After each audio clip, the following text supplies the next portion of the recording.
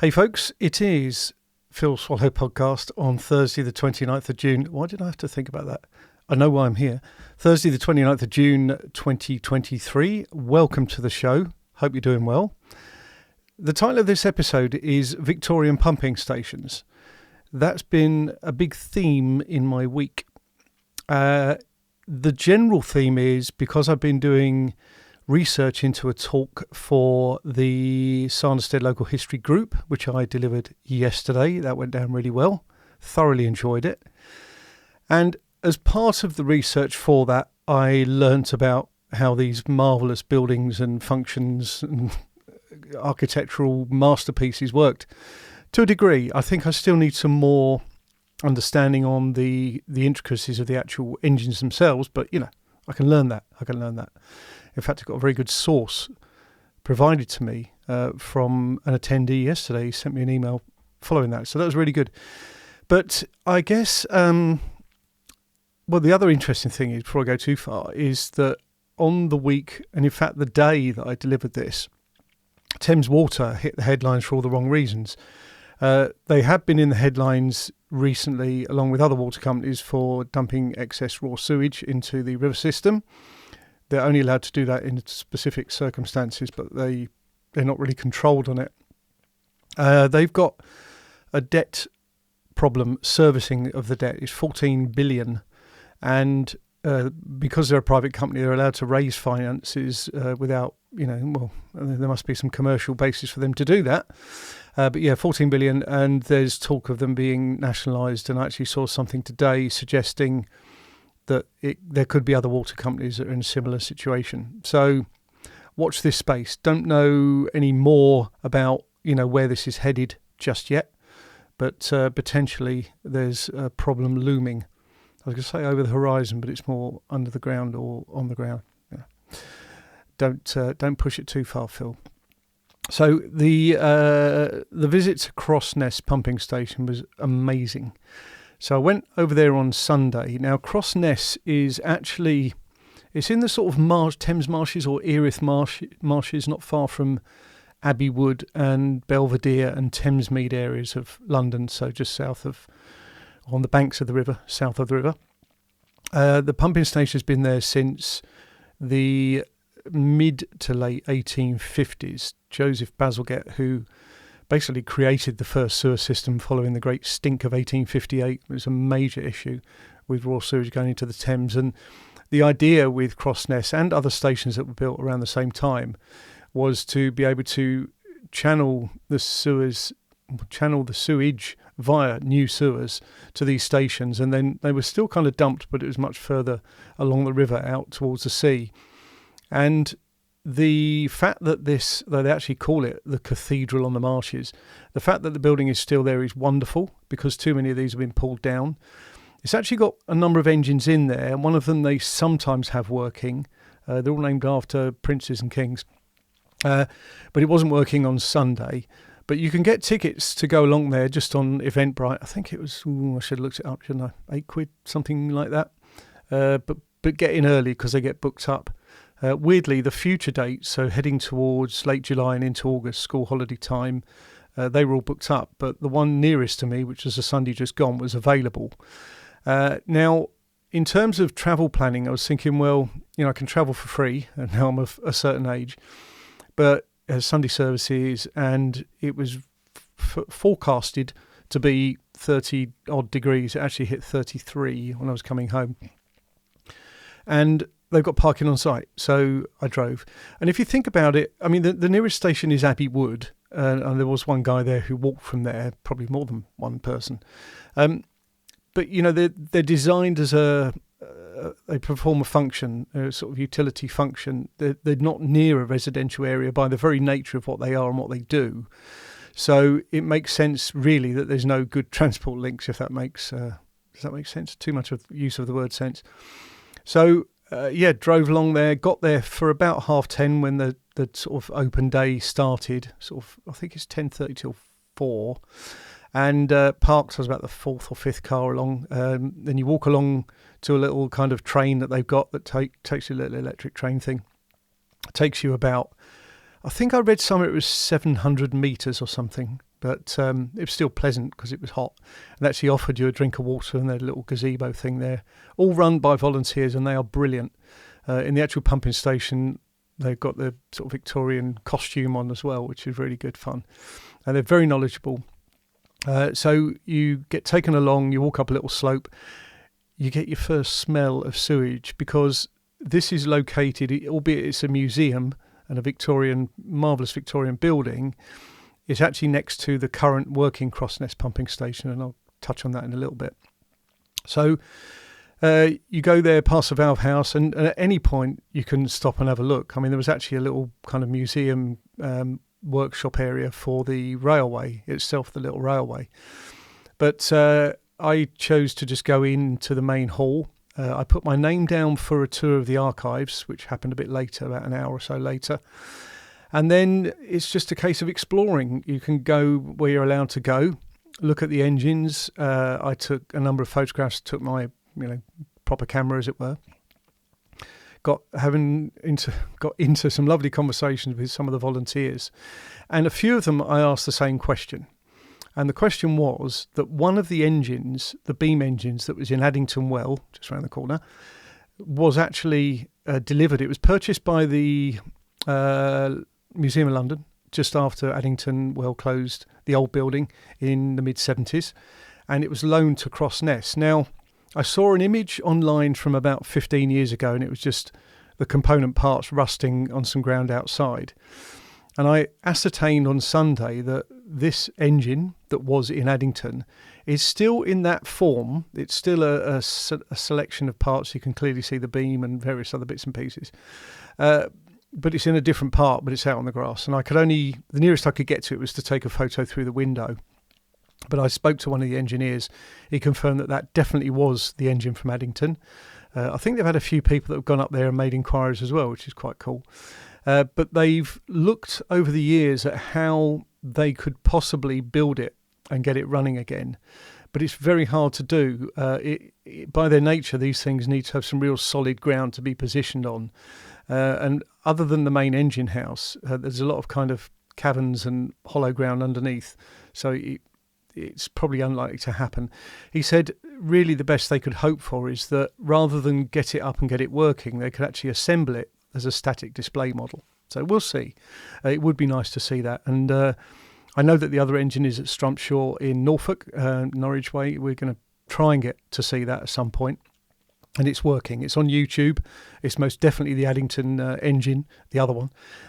So it'd be great to see that at some point. Just kind of, I feel that we should check ahead that it's definitely working before we go up there, because that would be the absolute icing on the cake. So we had a look round, me and other visitors, and it was not a huge number there. I think they probably just make the numbers manageable so that you can go around at your own speed. You can chat with the volunteers and learn bits and pieces about the area, about the operation, really. I had a cup of coffee and a cake, and that was only about £4, again, served by volunteers, which is really good prices, actually. They don't, they're very fair with all these things, and they had a shop. I didn't buy anything, but they had various books and little souvenirs and things. And while I was looking out the window at the upper floor, so you can climb up some steps and have a walk round and come down the other side, and you see a much better view of the beams themselves up the top there, obviously. I was looking out the window, and one of the volunteers said, "Oh, you see all that space over there, that area?" And basically, from what I could see, it was just a huge, bigger than one football pitch worth of solar panels. He said, "Well, under there's a 25 million gallon covered reservoir. So you've got the reservoir, you've got the solar panels on top. And that takes excess stormwater," which is kind of linked to what was in the news recently, or in the general news about raw sewage dumping, but that's designed to take excess water. And he was saying that they actually generate on site something like 60% of the electricity that they require, they consume. And that's done through the solar panels themselves. It's done through wind turbine that they've got there. I think just the one, but a very big one, modern windmill. And he also said that in the process for how they treat the waste, ultimately the solid matter, when processed, forms what they call a cake, which sounds a bit weird, doesn't it? But it's called a cake, I can assure you. And that can be burnt. And by burning that, they can create the energy required to keep the operation going. So I think 60% is a pretty good return. Thames Water own that site. Now, bearing in mind the problems that Thames Water are in, then they probably need to look at even more efficiencies, but perhaps we'll see where that goes in the future. So then I was delivering my talk on yesterday afternoon, and it was, I'd say, something I thoroughly enjoyed. I learned a lot in preparing for it, and when we had some questions afterwards, it's good because it's helped me to then, I'm probably going to do it after this actually, shape some tweaks to the presentation, because I'm going to give the same presentation a couple more times this year. Well, obviously now it's going to be an updated version. And it's just little things that you learn. One of the guys actually said when Croydon started off with the first pumping station at Surrey Street, how did they get the funding? Because just that and the work to the sewage and all that sort of stuff, it didn't come cheap. And in 1850, it was £196,000. And that's now in the millions. I think is it 30 odd million? It's some ridiculous amount of money in today's prices with inflation and stuff. These were big undertakings, and the Victorians knew how to build something that was both beautiful, highly decorative, but very functional. One of the guys said that in the interior, which if you look on my Instagram, Phil Swallow UK on Instagram, you'll see some of the pictures, or you can follow me on Facebook and see things that way. I'm open to be followed, as it were, on Facebook. Just Phil Swallow. But there's some real beautiful decoration. It's got MBW, which is Metropolitan Board of Works, no, Metropolitan Water Board. One of those. I should probably know. I did know, but I've forgotten. Anyway, they said the fact that this was so beautifully decorated when only the workers in their kind of oily overalls would have gone in is testimony to how they built things. And there's some lovely little nods here and there, little sense of humour, touches that they've shown in the way they built it as well. And one of the other guys I spoke with, one of the engineers, he said that they had to strip down an engine that had been sitting there for forever, and they knew for a fact that no one had ever taken the cover off to see where the bearings were, and that it had been like that for 150 years, sealed.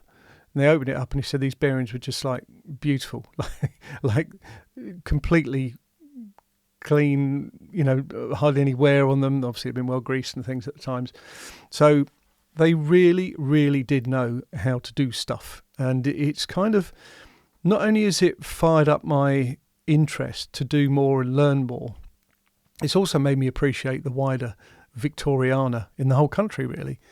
It's something that's to be proud of, I think, as a Brit, how beautifully the Victorians did these things. A couple of other things that happened just today, actually. So I use an app or a website called Epidemic Sound to get the music for my videos, because it's all completely legal in terms of copyright and rights and all that sort of stuff. The artists get funding through or income through plays or subscriptions, I believe, that me and the other creators use. So they occasionally reach out to their creators to get some feedback and discuss how we do stuff, and then how they can learn to improve their product. So I had a really good session this afternoon for about half an hour, and there were some tools on there that I'd really not appreciated, where you've got your kind of list of music, but you can also upload your video or part of your video, and it'll actually use some techniques to match and suggested tracks that will go with that video. Now, I spend a long time selecting music for the videos, even though I'm not always putting a track throughout the whole video, because sometimes it's me with camera and so on.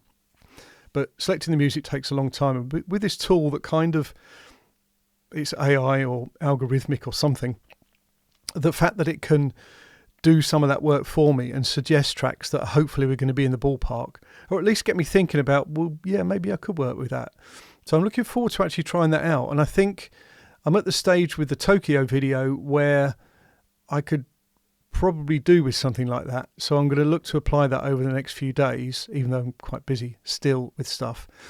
I took some vertical content for the Crossness visit, so I'm going to do a little short for that probably.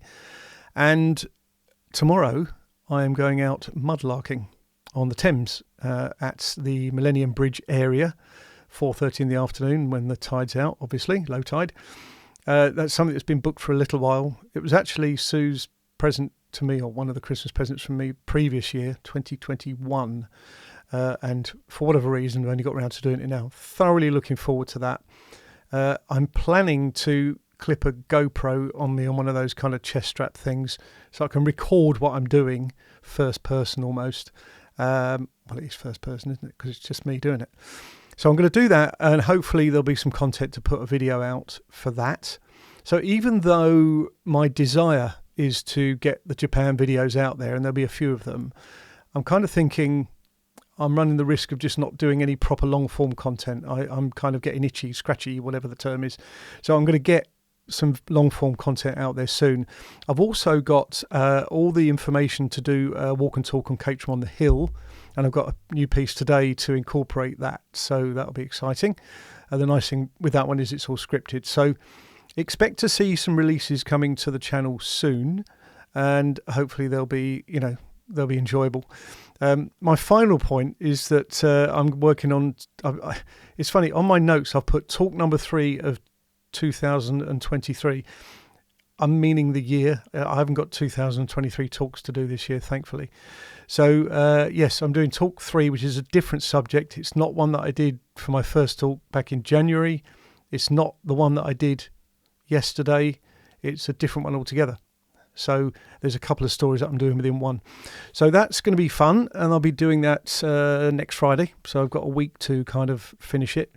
I've got the content. It's just kind of getting it into a nice flowing format and making sure it all plays together nicely and flows nicely. So that will be out there next week for presentation. So that's a kind of offline thing. And yeah, I mean, it's just a busy old time at the moment, really. I don't think we've got too much planned for the weekend other than putting feet up. And I mean, often putting feet up for me means having the laptop and doing some work. But Sue does a similar thing with her writing and her work as well. So we kind of have relaxed work time in the home. But we also do make sure that from time to time we just shut everything down and go out. So that's something we need to be disciplined about a bit more. So good. Thank you so much for tuning in and watching, listening, following the podcast.